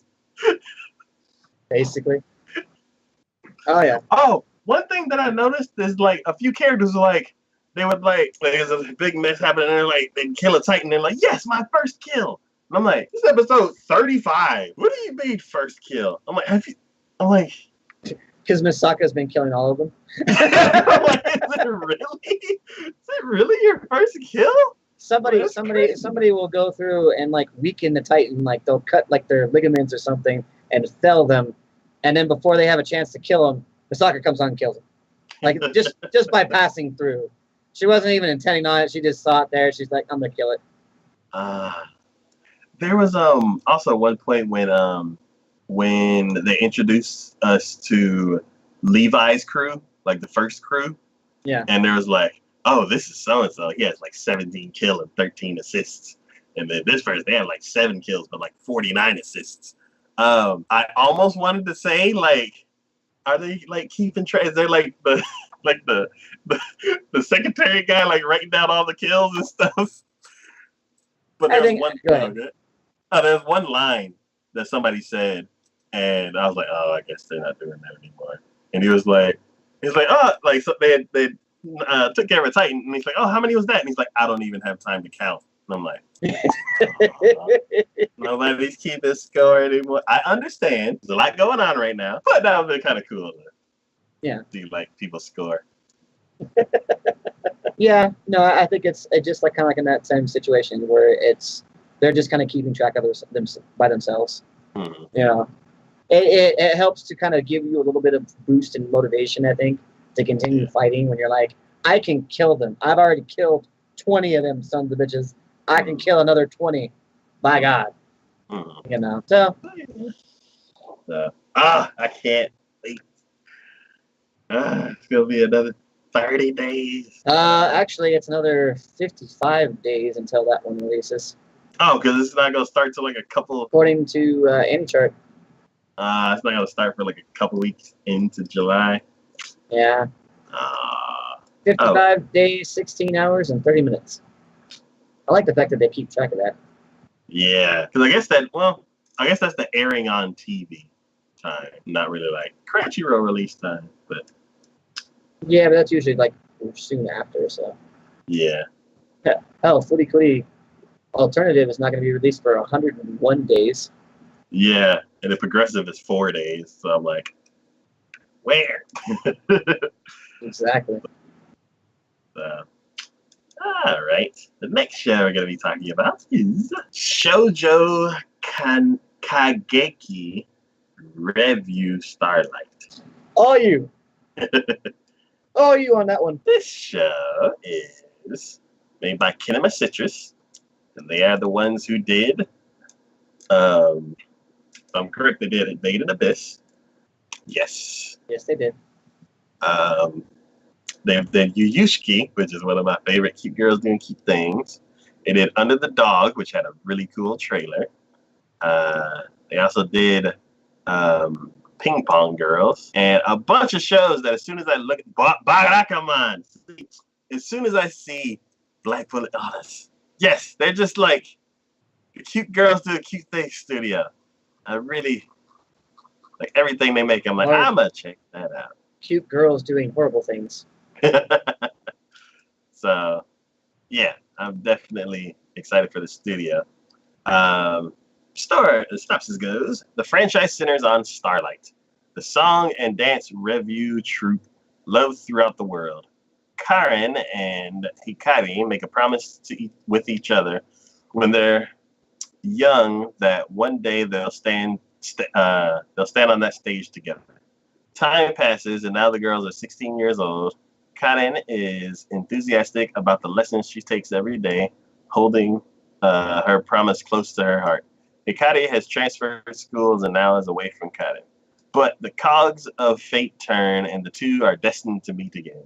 The girls and other stage girls must compete in a mysterious audition process to gain acceptance into the revue. So, I'm not really sure what this like Starlight competition is. It's like idol dancing and fencing. So interesting. So it looks pretty cool. From the synopsis, I like the way that the fighting looked from what I did see, and I love their the style of their animation. So anything that I do, I'm like, yep, I'm gonna check that out. And then the whole fighting and everything. Bless you. Thank you. Whole fight. I was trying so hard to make that loud over this because I knew that was just horrible otherwise. Blow some people's eardrums off, I swear. But yeah, so it looks cool. It's a studio that I like, so I am definitely on board. I mean, like you said, cute girls, cute things. I know just the two things I can almost guarantee Big D's gonna watch: sports animes, cute girls doing cute things. And if you have a sports anime that has cute girls doing cute things, then by God, T is gonna watch probably every single episode of that one. But or Islands in the Sky. Yeah. Now, if they're playing sports on an island in the sky and it's all cute girls, oh my God, I'm gonna buy it. Or I even watch it. That's probably so true. It's probably not even funny on that. But yeah, no, I don't know. I've tried so many times to do like the magical girl or stuff like that, and I never find one I'm overly hyped about. At best, I get a meh reaction out of them. So I've kind of just gotten to that point where I'm just like, I'll pass. But beyond that, I mean, hey, like I said, I know you'll probably go for it. So. All right. The next show we're going to be talking about is not showing up. There we go. I need to get the other name. It is Tenro Cyrus the Jaeger. Yeah, this one looked interesting. I mean, you had this one on too. Yeah. And it's done by PA Works, which is PA Works. Just all sorts of things going on here on that one. I mean, they've done pretty much the gambit of things, and they still do them well. So, but this one looked really, really good. Do you want to do the synopsis on this one? Yes. So, Imperial Capital 1930. A strange group of people carrying musical instrument cases landed on Tokyo Station. They are called the Jaegers, who came to hunt vampires. Amongst them, there stood a young man with a striking serenity and unusual aura. His name is Yuli, a werewolf whose home village was destroyed by vampires. Yuli and the Jaegers engaged in deadly battle over a mysterious holy ark known as the Ark of Sirius. What truth awaits them at the end? With eternal affinity and spiral of conspiracy entwined, the highly anticipated action thriller anime begins. Yeah. God, the animation on this is just so on point. I mean, it is beautiful. Yes. But I mean, it's PA work, so I don't expect anything less. I like the fact that the actual trailer for this had subtitles. I appreciate that because that gave me a little more insight into the characters and what they do, how they do. I love the setting on this. I mean, the old-time looking cars, buildings, weaponry that they carry. Yeah, and then the whole thing with the werewolf hunting vampires, that's just classic. Yeah. Everyone always tries to include a little bit of a feud in between werewolves and vampires. So to have them doing stuff like that is just awesome. Yeah. And I'm always down for stuff like that. And kind of having them all after a holy arc that almost reminds me of Fate Stay Night. Yeah. So like all of this combined with the beautiful animation that they have and everything else, I'm totally on board with this. I am as well for basically the same points. PA works, gorgeous animation. And it's like, Holy Grail reminds me of, like you said, Fate Stay Night. Then Werewolves versus Vampires, I'm like, oh yeah, Underworld. And then it's like 1930s vampire style anime. I'm like, oh, Chrono Crusade. So I'm just like, this is all stuff I like. It's just a checklist going down the line.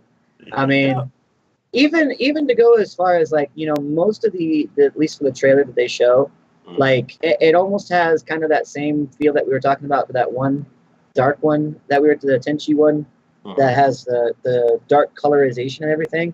But I like how at least two of the guys, and especially the werewolf dude, has like this bright blue eyes that like offsets all the dark colorization around it, kind of thing. It just stands out so much. You just get drawn into it. So like little touches like that. Like one of them has like green eyes too that kind of has that, but everything else is like dark colors, which gives more of that vibe of that old-timey, old-fashioned that they're kind of going for. So, yeah. And then the characters themselves seem fun. I don't know a whole lot about them, but you get that, even from the trailer, I get that sense of camaraderie between them all. And that teamwork that they have going together.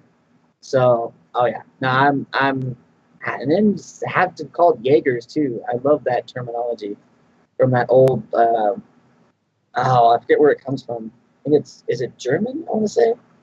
I think it's German. But yeah, no, it's everything about it. I'm just like, hell yeah, sign me up. I'm all on board with it. Cool. All right. We got 2 shows left. And the AC kicked out again, so 1 second. All right. Oh, click the wrong thing. Okay. All right. The next show we're going to be talking about is not showing up either. What's going on? Yuna of Yuragi Manor or Yuragi So no Yuna-san. Yes, this one was mine. You ever have those like those feelings where like I'm hungry, I want something to eat, and you're like, you know what, I know I should eat something healthy, something good for me, but you just wanna just eat something that's just bad for you, that you're like, this is probably just I want to go down to Taco Bell and have some freaking nachos or tacos from there. Like you saw their latest commercial, like the cheesy, beefy, cheesy beef. And you're like, yeah. I want it, but it's probably really bad for me. You just let them go, yeah, I'm probably going to be like that. Yeah, that's fine. That's kind of the way I feel about this. Just because, like, okay, I kind of had that feeling when I looked at the anime to begin with, especially looking at the characters. But then after seeing the trailer for it, I'm like, oh yeah, no, this is totally. So the trailer for this one goes, Fuyazuro Kugurashi has spirit abilities and has been possessed by ghosts since he was a kid. This has caused a lot of trouble in his life, but now he has learned to fight back against evil spirits. Unfortunately, he is now also very poor, homeless, and hoping for a happier, more normal high school life. In his search for housing, he's introduced to a very cheap boarding house called Yuragasai So, which was formerly popular Hot Springs Inn. It's so cheap because the house is haunted by spirits of a high school student whose corpse was found here. Kugurashi doesn't think this is going to be a problem for him, and the rest of the house tenants appear to be sexy women while relaxing in the hot springs. And then it just while relaxing in the hot springs, though, he finds there's an issue with his ghost banishing plan. Yurigaso's ghost is a 16-year-old girl named Yuna who lives in his room. Kogarashi has no desire to hurt a ghost girl, and instead ends up agreeing to help her to figure out her unfinished business. That way she can move on to the afterlife for turning evil and falling into hell. Once it is clear that he is fine with Yuna, the other tenants reveal their own supernatural secrets. His life and Yurisa is going to be far from ordinary. Yeah, not even a little bit. This is totally a harem anime. Just like they're not even trying here. They're not, yeah, like there's no collusion. They're just like, no, we're totally doing a harem anime. We're gonna add some supernatural things into it, and but we're gonna check off literally every single box of a character that we could possibly do. So I guarantee you, haven't seen anything about her, or as far as her know nothing about their personalities except by their looks and what little I can see them do in the trailer. So the Ghost Girl, almost guarantee you she's going to be a ditz. She's going to be your stereotypical ditz of she'll be clumsy, she'll mess things up, and she'll just be like, oops, sorry, my bad. And you're just like, okay, you're adorable, fine, whatever. We'll move on. Just because you look cute, we'll ignore the fact that you completely messed up whatever it is that you messed up. Then you have the ninja girl, who is going to be the tsundere of the bunch. Totally. She has that I'm going to kill you in 3 seconds look, but she'll never do it, but she'll threaten it a lot. Because that's just what she does. Then you have, I don't know what supernatural thing she is, but she's the older drunk lady. I'm constantly have a bottle of sake that's bigger than my head in my hand that I finish like probably every hour on the hour. Complains about old boyfriends or breakups. Yeah, and then I want to say probably, wow, they probably dug deep on this one. I want to say this is the cat lolly.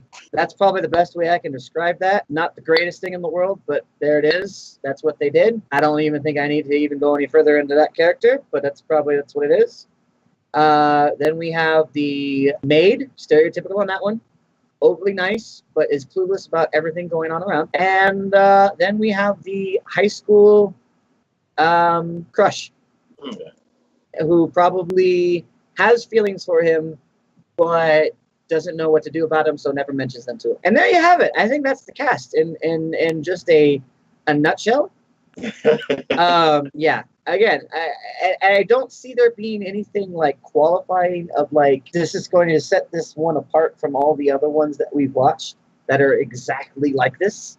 Mm-hmm. But I have probably seen at least a couple dozen that are only slightly different than this. That's what I was about to say. Because it's like, when it started out, I'm all like, oh, Natsume Yujincha. And then it's like, oh, it's like that other show with like the boy and the dog, and like the main guy, he tries to get into a place that burns down, so he has to live in a place with monsters. Yeah. Yeah, and then it's like it's more like that, more like that, more like that with twist, and I'm like, oh, okay, I see it. Yeah. Because looking at the picture, I'm like, I don't get it, but it was like, oh, okay. No, you totally get it, totally get it. So again, this is just like one of those like I can almost see the entire anime out, like whatever 12 or 13 episodes it's going to be, spread out already before me, and pretty much know what we're gonna do pretty much for every single episode. Because there was a nice keyword in there, hot spring. Yep, that's gonna happen. Okay. Yeah. So we're not even gonna travel to the hot springs. We're just gonna have the hot springs here. Yep. So that's like Nejima, where they're like, we're gonna go off on an adventure, but first, let's go to the base. That's a hot spring. And I'm like, oh, you gotta get your ecchi quota. Okay, I understand. Yeah, and that's probably what this one is gonna be. It's almost guaranteed. This is done by. Really? Didn't we have an issue with them recently? No. Okay. I see where this is going. I think, and this is what I want to say, I think Zebek goes in phases. So if you look at their list, right? Huh? And the beginning of the list right now, I see a bunch of like hardcore action-driven anime in like recent times, right?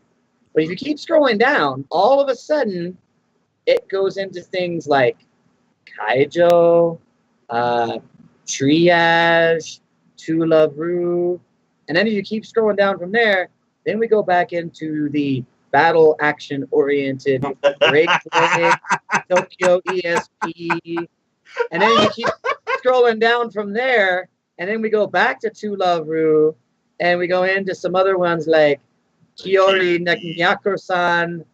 So, and Mikanki, yeah. Oh, yeah. Oh, freaking Rin no Lagran. Yeah, that just has a butt right on the freaking picture for it. So, I have this feeling like Zebek goes in phases. They're like, we want to have our action anime so we can draw in the people for that.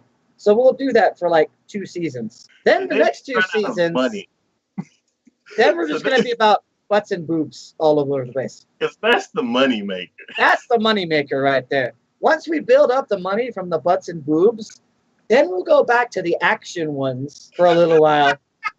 Once the well starts going dry there, then we'll go back to butts and boobs. And we'll just keep rotating. That's it. I've figured out. I've broken the code. I've literally broken the code. True. That's exactly what Zebek does. My God. When you cut this one thing needs to be titled "Broke the Code of Zebek," because that's exactly what this is. It's exactly what it is. Oh, and they did Kanekon in Ladies versus Butlers. Almost right next to each other. That was their ecchi phase. And then before that, it was Outlaw Star. Action. Yep. Oh my goodness. So we are now, that last one before this that Zebek did was Full Metal Panic. That they're doing this season. Action oriented all the way. So with this anime, we've now gone back into the ecchi phase. We're entering the ecchi phase. Just to give everyone fair warning, that's what's happening. But you know what? I'll still at least check it out. I am as guilty as anyone else because I'm still at least going to check it out because it's got supernatural and it treats me that way. But whatever. That's so funny noticing that trend. Yep. Okay. Well. So that's it for me. You have more though. Yes. So as far as the show goes, I think I looked at the trailer and I was like, not hyped for it, but I'm gonna check it out because it's an anime. And I've liked some of the stuff that they've done, so I'm gonna I recognize that title, but that studio name, so I'm gonna check it out. But yeah, the next show we're gonna be talking about is Zoid's Wild, or Zoid Wild, which I don't know why there's no S, but there is one in the actual picture there. Yeah, so I think it's Zoids is the franchise. Okay. And then the series is Zoid Wild. So gotcha. I don't get it, but Zoids is back. I watched this when I was in high school. So that was almost 2 decades ago. I watched Zoids Zero, I believe, and it was on Toonami. Handy Chart does not have any references back to the old shows. So, oh well. Back then, I never knew what studio actually handled them. So, Oriental Light and Magic, and that sounds familiar because they. It should. It should. 11. I wonder if any of that hype's gonna wear off, but they do a lot of kid shows. Yeah, I was like a lot of kids-based shows. I'm curious if Zoid's on it, but yeah. So it's Zoids. I loved Zoid Zero. It was one of my first animes that I watched when it was on Toonami. After they had Zoid Zero, they added Zoid's Chaotic Century or something like that, which was the prequel to it or the mainline story. And Zoid Zero was kind of like a spinoff, like they were testing it or something, or it was just the most recent one that came out. All the robot animals are CG based. So I'm on board for it. Yeah. So as soon as I saw the trailer, I'm like, oh yeah, the CG's strong at this one. But yeah, it's a show that I grew up with. So when they make new versions of shows that I grew up with, I definitely go back to check them out. This show was actually one of the first shows that started getting me into Japanese music, because the Japanese version of the show, the intro was Nanase Aikawa, and she was one of the first female rock artists that I got into, and she actually made a comeback a while ago. So this show is like, it holds a small place in my heart, music-wise and anime-wise, because it was part of the Toonami lineup that I always watched. There's no synopsis talking about the new one as of this recording, so I'm curious to see whether it's part of the Chaotic Century one that I only watched like bits and pieces of, or if it's like another spin-off, something completely different. So my nostalgia has been piqued, and I am ready to see what they're gonna do with this new series. From the studio, I hope they're not Zoid toys. Come on, kids, let's get Zoids. Because then I'll be sad. You might be sad then. Because I happened to look it up on Wikipedia. Zoids Wild is an upcoming anime series based on the Zoids model kit produced by Tomy. So, but Gundam's based on models, and they have mature stories. It is the 5th Zoids anime and will begin airing on some other broadcasting system on July 7th, 2018. In addition to other news, it will have an accompanying toy line, manga series, and video game for Nintendo Switch. Ah, cool. If I like, so yeah, separate start. It was one of the things where it was like Keijo. We were joking like if they made a Keijo game, then we play it on the channel. I'm like, probably. But I'm like, Zoids, if they make a game, depending on the story, I'm like, oh, maybe that too. But one issue that I have with this is it was very hard to find Inazuma 11. And when we talked about the Pokemon series that aired like a year or two ago, back when King and Bouquet were on the show, we never actually found a place that actually streamed it. So following that trend, I don't think like Crunchyroll or Funimation will pick it up, and that would be sad. But I hope so. I hope at least Crunchyroll picks it up. So the original Zoids was done in September 4th of 1999. Which makes sense, because a lot of stuff that came on Toonami was like 1998, 1999, like Cowboy Bebop and stuff. And it had 2 accompanying... see, there was a manga that the original Zoids was made from. Mm-hmm. But this one is only going to have a manga after the fact. Okay. Either way, I don't know. I'm not gonna get into it. I'm not gonna get into it because yeah. Yeah, it's one of those. It's one of those product-driven anime.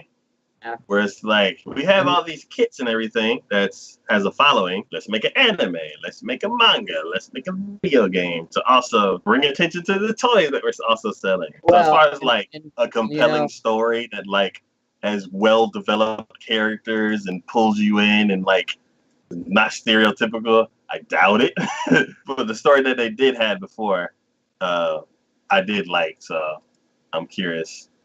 See, and I'll be honest, I did watch, I don't even remember which one it was, but I did watch a couple episodes of Zoids. I never even knew there was a story. It almost seemed like Power Ranger-esque. Yeah. Bad guy! Good guy fight! Good guy wins! Game over.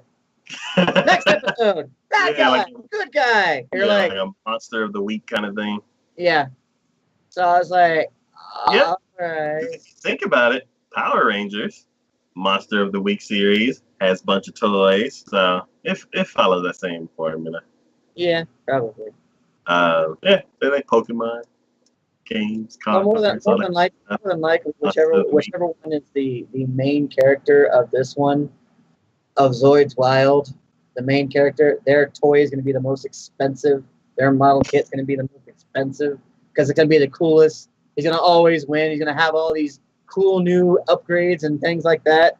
And then everyone else is going to be so much less expensive.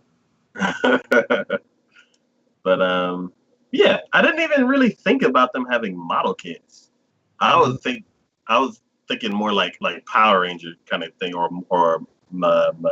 Transformers, where it's like it's already a built thing, and then you like take a couple pieces off and put a couple pieces on to change the armor, and that's it.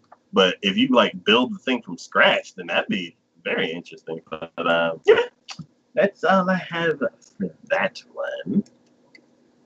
All right, well, that has been it for our upcoming thoughts for the summer season of 2018. We will be back in a month to talk about the finale of the spring season. Yes. There's a lot. There's a lot. It's like there's some really good stuff now that I have to watch. And then there's also like some really cool stuff that I want to prep for next season. And I don't know when I'm going to be able to finish. But none of them! Yay! What do you call it? What? No. Boku no Hero, definitely finishing. You bet. Yeah, if none other ones you finish, Boku no Hero better be one of them. Yeah, I'm trying to think what else is there. I've been flooding my brain with stuff that's not airing this season. So I don't even know what stuff I've left behind already. Let's see. Full Metal Panic. With that, I wanted to go back and that's gonna be hard. But what am I currently maybe just those two. watching? Full Metal Panic. I watched Hinamatsuri. That was good. Black Clover, My Hero, Persona, Sword Art, Record of Grand Crest War. One's from you that I wanted to get. Yeah, I was about to say, I need to actually catch up on one. I was trying to see about catching up on Megalobox and Golden Kamuy. And then Steins Gate. Yeah, no, Steins Gate's got to be all. See, that's Golden Kamuy was one I immediately thought of, but I'm like, that's gonna be hard. And then Pretty Derby. Nah.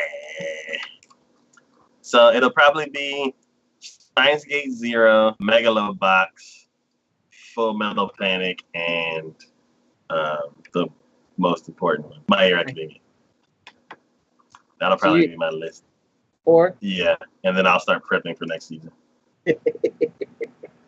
Yeah, see, and I got 10. So, yeah, all right. That's it for today. As always, this is Big D from Taki Gaming. Today with me was Shade, and we will be back in a month on, what does the schedule say? What am I doing again? Oh, the 24th of June for episode 40. woo-hoo. All right, and we will see y'all next time. Bye.